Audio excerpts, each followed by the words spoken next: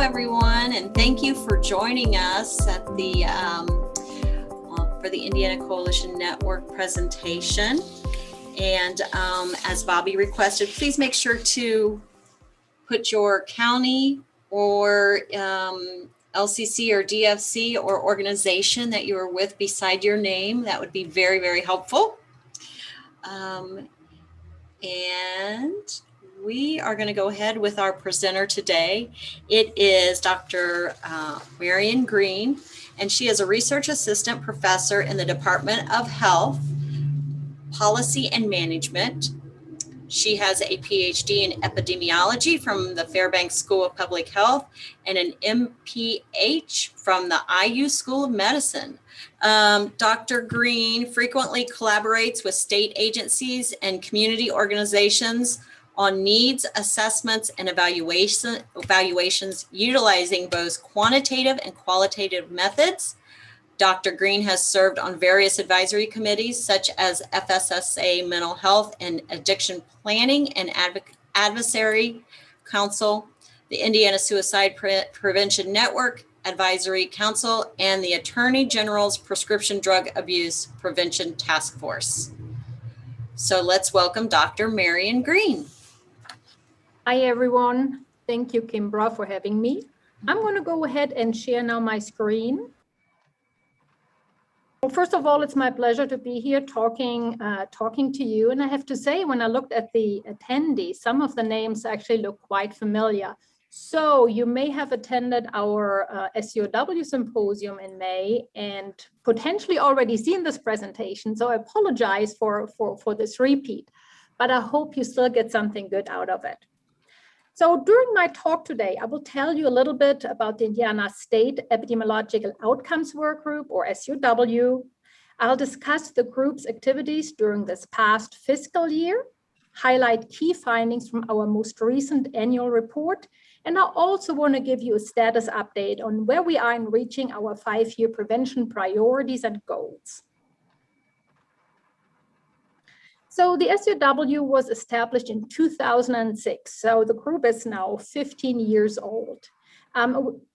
We are a collaboration of representatives from various state agencies, and the Fairbanks School of Public Health provided technical assistance and leadership to the group for the past 15 years.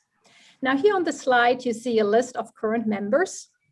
The Division of Mental Health and Addiction, or DMHA, provides funding that supports the work of the SEOW. And the primary purpose is to monitor behavioral health indicators here in our state, identify behavioral health related prevention priorities, and then of course we want to disseminate our findings to legislators, agencies, community organizations, and the public at large, because otherwise what good is research if people don't know about it? We were busy during state fiscal year 2021. We published our annual SEOW report at the end of May, together with drug fact sheets, which are basically brief summaries of this larger report. And I think Kimbra sent those documents out in her email to all of you. So feel free to use it as you please. And I will talk about the key findings from this report shortly. During the last fiscal year, we also completed a research report on the impact of the COVID-19 pandemic on Hoosiers' behavioral health. And as I mentioned just before, we had our annual symposium on May 21st. So let's look at the key findings from this report. Please keep in mind that for this report, we rely on national and state level data sources, and they usually lag 1 or 2 years behind. So in this report, it does not represent any substance use or mental health issues that occurred during the pandemic, but it can only provide you with estimates before COVID-19 hit us. This is probably no surprise to anyone. Alcohol is the most widely used and misused substance. Nearly half of all Indiana adults drank alcohol in the past month, and 16% engaged in binge drinking. Generally, prevalence rates are higher in males and in younger adults. Underage drinking also continues to be of concern, and nearly 1/3 of Indiana high school students reported alcohol use in the past month, and 17% said they engaged in binge drinking. One of the potential consequences of heavy or long-term use is developing an alcohol use disorder. And about 1 in 20 Hoosiers, or 6%, had an alcohol use disorder in the past year. We all know how bad tobacco use is for our health, and it is the leading cause of preventable death here in the United States. It is linked to various health conditions, especially to cardiovascular disease, so heart disease, stroke, but also to lung cancer and respiratory diseases, among others. In Indiana, 28% of residents ages 12 and older used some type of tobacco product in the past month, and that was mostly cigarettes. Among adults only, the smoking prevalence rate in our state was 19%. However, this rate is significantly higher among people who have lower educational attainment or who have a lower annual household income. Now, looking at our youth, the good news is that cigarette smoking, and by that I mean traditional combustible cigarettes, has actually decreased a little among our young people. Currently, there are 2% of middle school students and 5% of high school students who reported smoking cigarettes in the past month. Unfortunately, the bad news is that the use of e-cigarettes and vaping products has increased from 2016 to 2018. So now we have about 6% of middle school students and 19% of high school students reporting that they used e-cigarettes and vaping in the past month.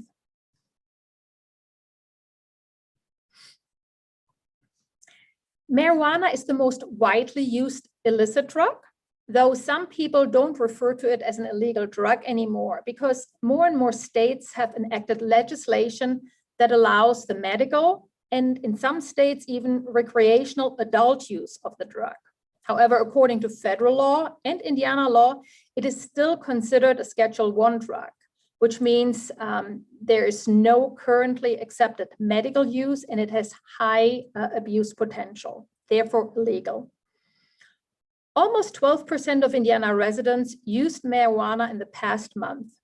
And again, the rate was significantly higher for young adults ages 18 to 25 with close to 26%. Also, about 16% of high school students here in our state currently use marijuana. And the drug is very prevalent within our substance use treatment population, where in nearly half of all admissions to substance use treatment, marijuana use was reported. Higher percentage in the treatment population were seen in males, blacks, and individuals under the age of 18. The use of cocaine within the general population is actually fairly low, with less than 2% of Indiana residents reporting that they used the drug in the past year. Again, young people between the ages of 18 and 25 had the highest rate with nearly 5%. Cocaine use in the treatment population, so the substance use treatment population, has actually decreased significantly in the past 10 years. And in 2018, cocaine use was reported in 13% of treatment admissions. However, this percentage was higher in blacks and in middle-aged adults between 45 and 54 years of age. Similarly, methamphetamine use is even less prevalent in the general population, with about 1% of Hoosiers saying that they used methamphetamine in the past year. However, methamphetamine is on the rise in Indiana's treatment population, and it has more than tripled in the past 10 years. So in 2018, meth was reported in 1/3 of treatment admissions, with higher percentages in females, in whites, and in individuals between the ages of 18 and 44. Now, in 2020, the Indiana State Police seized 62 clandestine meth labs, which was a significant and a considerable decrease from what we have seen in earlier years, particularly in 2013, when over 1,700 lab seizures occurred in our state. Now, it is my understanding from talking with Indiana State Police that most of the meth that is currently used here in Indiana is not produced in our state, but is moved into Indiana, for example, from Mexico.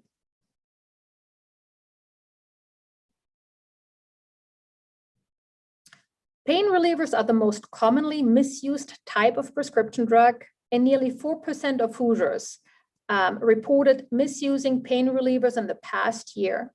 Young adults had a slightly higher rate with close to 6%. Now, again, in our substance use treatment population, we find that prescription pain reliever misuse was reported in 18% of admissions to substance use treatment here in Indiana. But the percentages were higher in females, in whites, in non-Hispanics, and those between the ages of 25 and 44. I also want to mention that treatment admissions for prescription opioids peaked in 2014 with 23% and has decreased since then to 18%.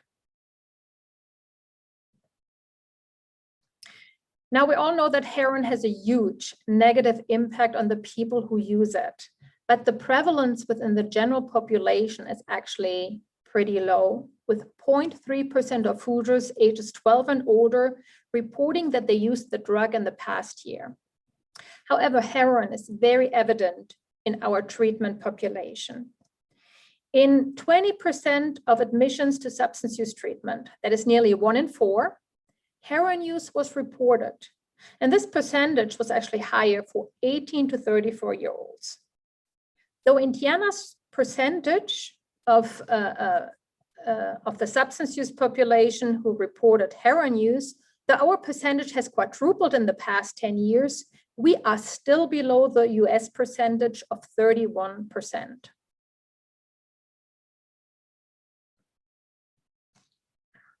Polysubstance use refers to the use of multiple drugs, and this occurs frequently within Indiana's treatment population.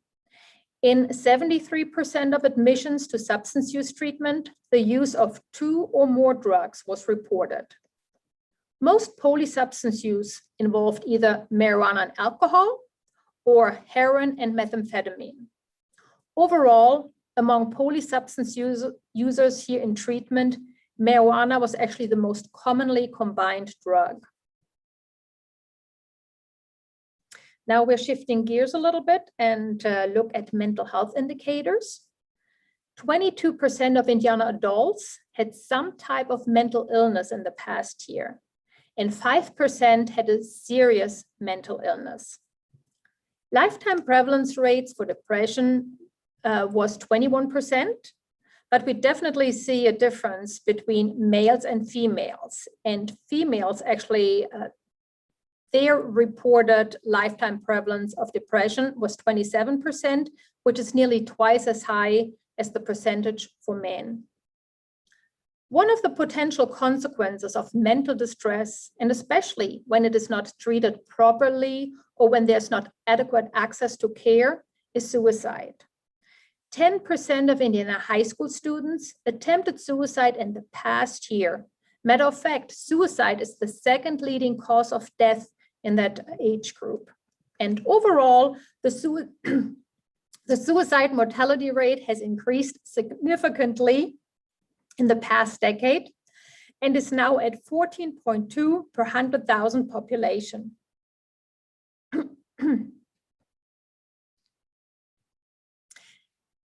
So about 5 years ago, in 2017, the SEOW developed Indiana's strategic behavioral health priorities. The priorities were based on available data and substance use or mental health issues that either affected a large proportion of Hoosiers or that led to severe outcomes or otherwise had a significant impact on our state were selected. And we then set specific targets on what we would hope to achieve by 2021. In total, we identified 3 prevention priorities addressing tobacco use, 2 priorities for alcohol use, 2 priorities targeting opioids, 1 mental health priority, and we also made 2 general recommendations. Every year then, since 2017, we evaluate how the state is progressing on these set priorities to see if we are achieving our goals. Okay, so then let's have a look at that. In terms of our tobacco priority, one of the goals was to reduce tobacco use among young people from 8.2% to 5% for middle schoolers, and from 26.9% to 20% for high schoolers. And the graphs here on the slide show you that based on the data from the Indiana Youth Tobacco Survey, we actually achieved the goal in 2016, but by 2018, the rates had increased again. And this is probably due to the increase in e-cigarette use.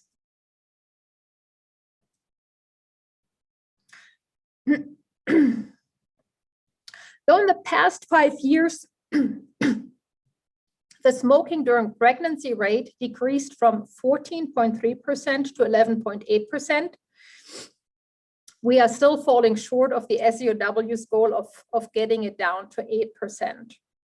Also, adult smoking prevalence has not really changed in the past 5 years. It just tends to hover right around the 20% mark or so.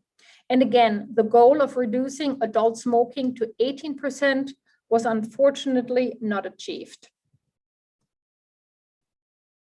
In regard to alcohol, we identified underage drinking and binge drinking in young adults as problem areas. And I'm pleased to say that actually both rates are moving in the right direction.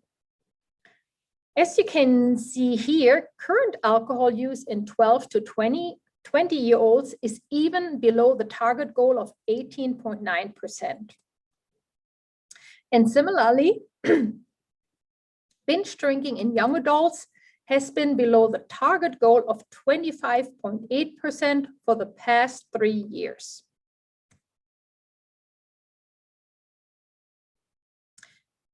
Fatal drug overdoses continue to be a problem. Since we established the priority, overdose deaths actually have gone up rather than down. So we're still quite a bit away from where we want to be. And I think it was yesterday, I just received a report from the CDC with estimates on drug overdoses, fatal drug overdoses, and the numbers during the pandemic during 2020 are staggering. So they actually gone up quite a bit for the entire US, and I think for every individual state as well. At the time we developed the priorities, the National Survey on Drug Use and Health, from which we get actually most of our information or a lot of our information, they had just changed their question on prescription opioid misuse. So at that time, we didn't have a state level estimate available to us. However, we knew that we wanted to include that in our priorities because it is a problem area. So what we decided to do, we included it without setting a target goal. And we just wanted to follow the rates year by year to see if they're at least moving in the right direction. And here, this is the graph that shows that, yes, we are slowly, gradually decreasing our prevalence rate of prescription opioid misuse.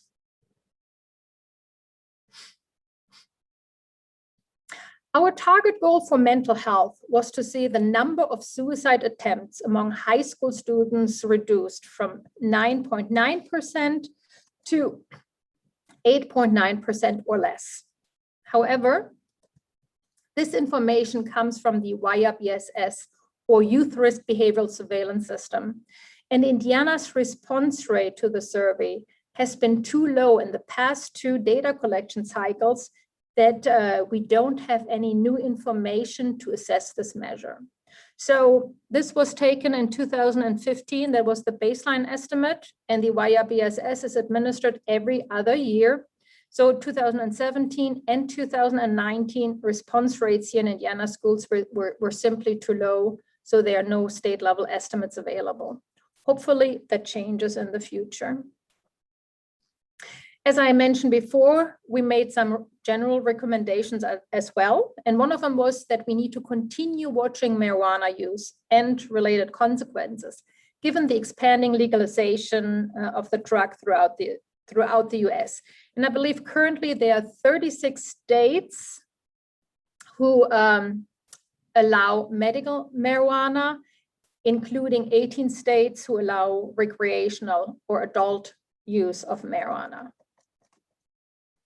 We also acknowledge the importance of data and the consistent collection of data to make informed decisions. So we recommend that the state, at a minimum, maintain, but ideally improve its efforts to collect timely, accurate, relevant behavioral health data.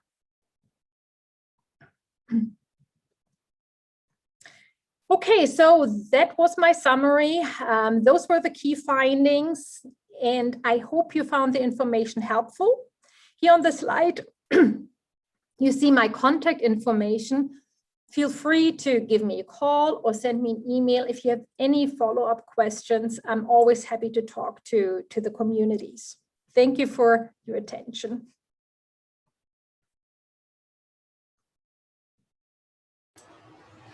All right. Does anyone have any questions for Marion, Dr. Green? Marion is fine. I believe there was one in the chat. Okay, yeah, let me look. Who does I asked about misuse of prescription drugs? How is the question phrased? So that is a good question. We need to go back to the survey, to the National Survey on Drug Use and Health, to exactly see how it is phrased. Because it does refer to the misuse and not to the prescribed use, but I don't know how exactly it is phrased. Yeah, the reason I asked that question is I used to prosecute drug cases, and when I was doing jury selection, a high number of my potential jurors didn't think anything was wrong with giving a prescription medication to someone for whom it was not prescribed if they thought they needed it. Yeah. And I think that is part of the reason why in 2017, SAMHSA, who administers the NASTA, the National Survey on Drug Use and Health, why they decided they have to change the questioning around prescription drugs a little bit to make it clear what they are referring to. And as you said, I think maybe not so much now, but before, years before, people probably didn't necessarily think it's a problem to share your drugs or to use or to share your prescription drugs or to use them maybe a little bit more often than really was prescribed by your doctor and those kind of things. I agree. So it's really a fine line how you phrase the question to make it clear and really get the answers or to get an accurate estimate of the prevalence. Yeah. Thank you. I was wondering, in one of the appendices on the report, it's 3D on tobacco usage. Some counties have no figures and it says suppressed. Is there a reason why or who is suppressing those figures? So you said that was in the tobacco chapter? Yes. I think that's the data that we get from the Tobacco Prevention and Cessation. They are part of the Indiana Department of Health. If numbers are too low, they have to suppress it in order to not be identifiable. So that's my guess why they suppressed the estimate. Yeah. Okay, thanks. Mm-hmm. And I had a question. We noticed that overdose deaths were up. Mm-hmm. We also have had overdose fatality review happening within our state of Indiana. Mm-hmm. We now have 16 counties that have that funding from the Department of Health. Could that have impacted that data because there's perhaps more awareness, more toxicology reports, more pressure put on for the coroners to test? Is that a possibility, or do we have any idea why it's gone up? So I think you're bringing up a very good point. There have been studies done in previous years that showed that actually our estimate of drug overdoses, and especially if we wanted to narrow down to a specific substance, such as opioid drug overdoses, are really not very accurate. And there's a lot of underreporting going on. Hence, the establishment of fatality review boards. So this has really been shining a light on the issue. And I do think that some of the higher numbers, some of the increases are actually due to exactly that, to exactly what you said, Kimbra. But I also believe that part of that increase that we've seen in the after COVID or during COVID is actually a real increase too. So I do think that it's probably a combination of both. Thank you. You're welcome. Any other questions or comments? Thank you, Michael. Okay. All right. Thank you very much, everyone. ICJI team, I believe Sadia is on the call. Do we have any updates from the ICJI team? Before giving an update, I just want to share a quick thing with you guys. If you want to know about the Indiana current state of tobacco use, American Lung Association have published their report this week, and it talks about like all the states in the US. But we as a state of Indiana are like failing. So if somebody is interested to know more about the tobacco use, just check their website. It's the American Lung Association website. Okay, so the report from the ICJ, I have a couple of important updates today. Let's start with the end of the year report. So the program managers have completed the end of the year report evaluation, and we have sent back feedbacks to our respective counties. We have seen some of the responses to those feedbacks. So I just want to say that please note that those feedback were not punitive in nature. It was actually an objective analysis, which was done based on the information provided in the reports. As a program manager, we reviewed information about the programs and the budget in all quarterly reports and then the CCP. We want to make sure that your reports are the reflection of the approved CCP budget. So please, I just want to let you guys know that that was an objective analysis and there is nothing we want to penalize you based on our feedback. We also sent a memo 006 on July 2nd, where we provided you an information about the 3 major changes that we have done on our site. The first, we have required all LCCs to upload their meeting minutes on the IntelliGrants. So far, 78 out of the 87 counties have submitted their quarterly reports. So I would like to thank you all who have submitted their PR1 and the meeting minutes in the IntelliGrant. But we have seen some issues. During the review, we have noticed that some counties who have submitted the report did not upload their meeting minutes. So probably you have received a modification request from us requesting you to upload your meeting minutes on the IntelliGrant.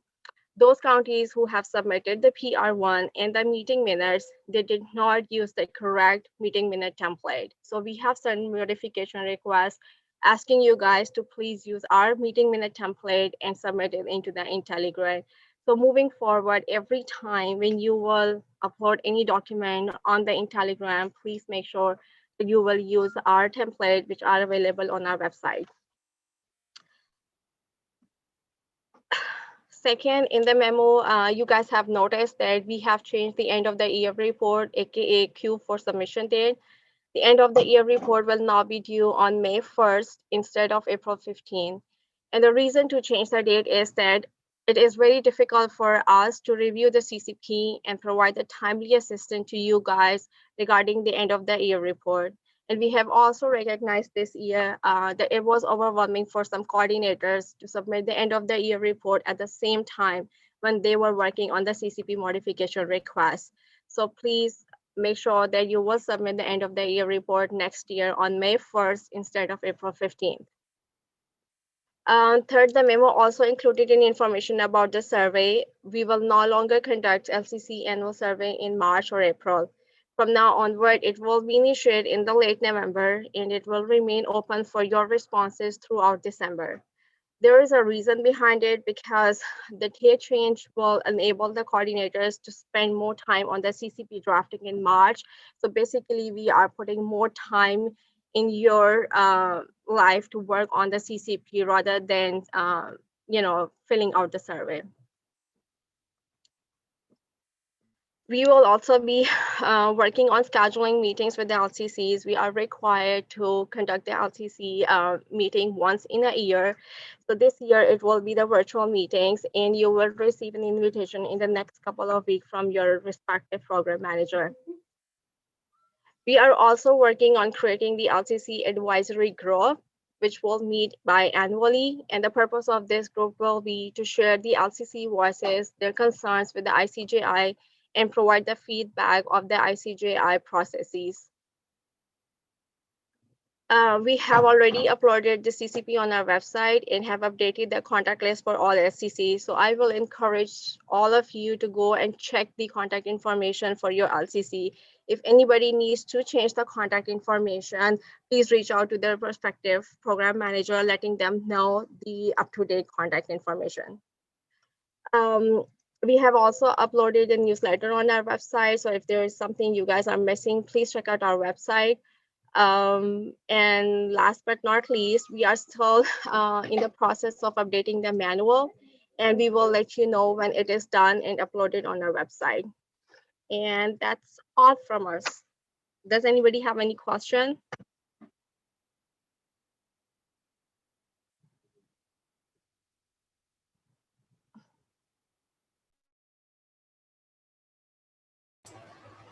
All right, I don't hear anyone, and you guys have been very, very busy. Yes, we are. All right. Okay. Let's see. I believe that Jody has an update also. Jody Miller wanted to share some information. Well, I'm in the process of putting together some information for Recovery Month. So I'm in a kind of a holding pattern right now.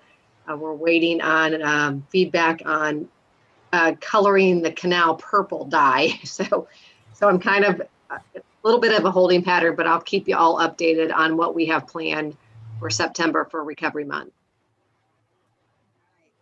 Thank you. And if any of you have information that you want to share regarding Recovery Month, please share that with us, and we would love to get it connected onto the Indiana Coalition Network website, so that we can spread the word and get individuals to connect through that. So my name's Philip Mitchell. I'm contracting, working with DMHA. We're currently working to establish systems of prevention of substance misuse throughout the state of Indiana. I'm working in Region 4.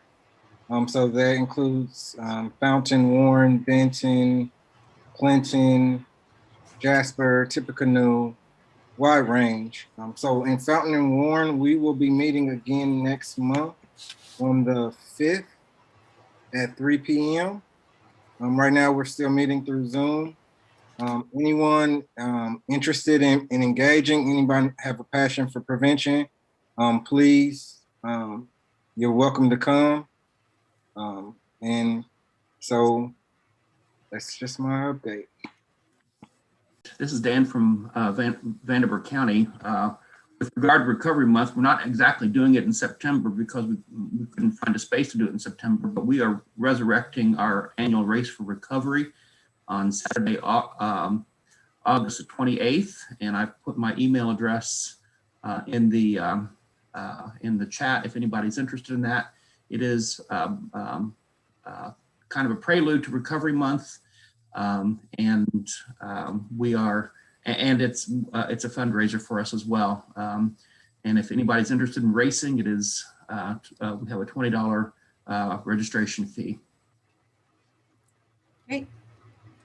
Is there a link to that information that you could put in the chat, or a document you wouldn't mind sharing? Yeah, let me think about this. Yeah, we have a website, and it's on our website. I'll put that in the chat. Thank you. And I have an update from Marion County. We're Beach Grove Comprehensive Drug-Free Coalition. And for the National Recovery Month, last year, of course, we couldn't, but this year we're back on again. We have a fall festival during that month. And so we have a booth at the fall festival from September 15th to the 18th. That would be Wednesday, Thursday, Friday, and Saturday. And in our booth, we have a banner for National Recovery Month, and we put it on the backside of the tent. And we have those individuals who come and visit us write their names. With the first year, we had them write their first name and the years of recovery on that banner. And this, in the last year that we did it, before COVID, they were writing their whole name, the years of recovery, and whatever slogans were helping them get through that, or even they were putting people's names. And so what we do is we have a big balloon arch that we put around it, and we walk it in the parade on Saturday up the street and celebrate and recognize all of those in recovery. And we were getting chants. The people that are along Main Street for our parade were chanting Beach Grove drug free, yay. And we were having them come out of the crowd asking us if they could sign it as we were walking with it. So we've got the last two banners we had, and we'll have this third one to add to it. And so anyway, I think we had something like 150 signatures on it the last time that we did it. And we rock paint at our booth. So we do rock painting for youth, which brings in the parents, and we're able to talk with them about prevention efforts that we've got going on. So we can hand them our trifold, talk with the parents while we're keeping the youth busy in rock painting. And then at that point, if they're in recovery or people are getting to know we're there, they're getting to know our coalition now in the community. We're a DFC year one, yay. And so anyway, it turns out to be a really good event. And we handed out in 2019, 1,500 trifolds. Yeah, with our prevention, treatment, recovery, all of our partners. Yeah. That's wonderful. And I believe Michael Ross mentioned that he had something he wanted to share. Yeah, I have a couple just very brief things that aren't necessarily directly related to Sadia's update, but I just wanted to touch on them. So first, I just want to say again, I'm always deeply pleased with how this group functions every time I join. It's a testament to inter-county collaboration and just collaboration across these systems. I'm also glad that everybody mentioned Recovery Month and recovery in general. Recovery continues from both a federal perspective, a state perspective, and just an overall perspective clinically to be a major component of long-term success with both prevention, treatment, and intervention, which is why when we updated the state statute, we made sure that recovery was included. You'll see this in the CARA 3.0 update at the federal level with the 10% proposed set-aside. I encourage all of you, if you haven't ever read the President's New Freedom Commission report, it was back in 2001, and it was an amazing document that came out of the Bush administration, which ultimately said that the individual that's in treatment, the individual who is recovering, is a critical voice, a critical stakeholder, and a critical part of the process, and they understand themselves better than anybody, and their voice is critically important. So as a clinician, as an individual in the legal system, their voice helps you better support their long-term success. So I just encourage all of you to continue to educate yourselves about recovery if you're not very familiar. The final piece that I want to mention, which is not directly LCC related, but it relates to our other work within my division, within the youth component. So every September, October, we release a request for plans in relation to Title II, which is federal dollars we get from the Office of Juvenile Justice and Delinquency Prevention. These are to fund programs that are intended to off-ramp youth out of the justice system. Last year, we funded about 13 categories. Normally, we get around $1.2 million for this. You all and your partners are absolutely entities that would be appropriate to consider applying for these. And I'll just tell you briefly the categories. And last year's RFP is up on our website under, if you go to the Behavioral Health Division and then you go to youth, you can find the RFP there. Thematically, it's going to be very similar. But again, these are programs that are focused on youth, and the way that OJJDP defines youth is up to the age of 28. So again, it's following the neuroscience perspective for that. So last year we funded racial and ethnic disparities, diversion programs, gender-specific programs, and anybody that's been in and around treatment knows that gender-specific programs are always underfunded. Mental health services for youth in custody, which is also something that typically is a very high need area. Mentoring, counseling, and training programs. This can be a great opportunity for law enforcement to engage with youth, doing some mentoring models, evidence-based mentoring models, I should say. Rural area juvenile programs, youth substance abuse and alcohol programs, after-school programs, delinquency prevention programs, gang prevention programs, positive youth development, and juvenile justice system improvement overall. So obviously, those are a lot of things that your all's work intersects with, or partners that you collaborate with on a regular basis. We do have a requirement that all of the items that we fund are evidence-based or evidence-informed. We do have a competitive review process. And again, we typically award about $1 million in relation to those programs. And the RFP should be out most likely late September, early October, but we'll send a notice out via the listserv that announces that it's open, and it will be open for about 4 weeks.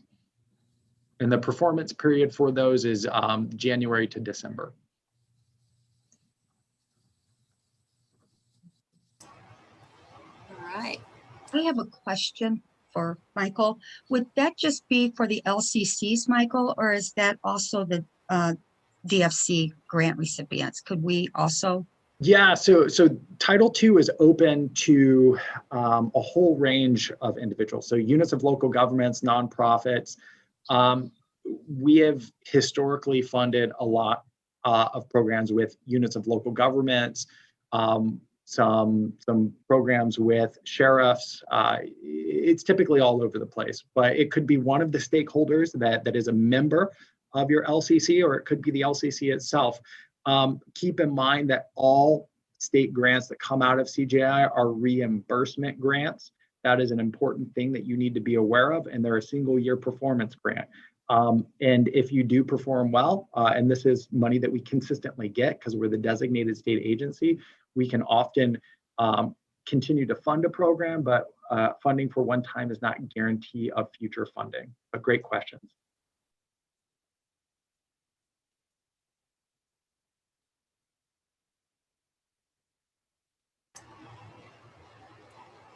All right.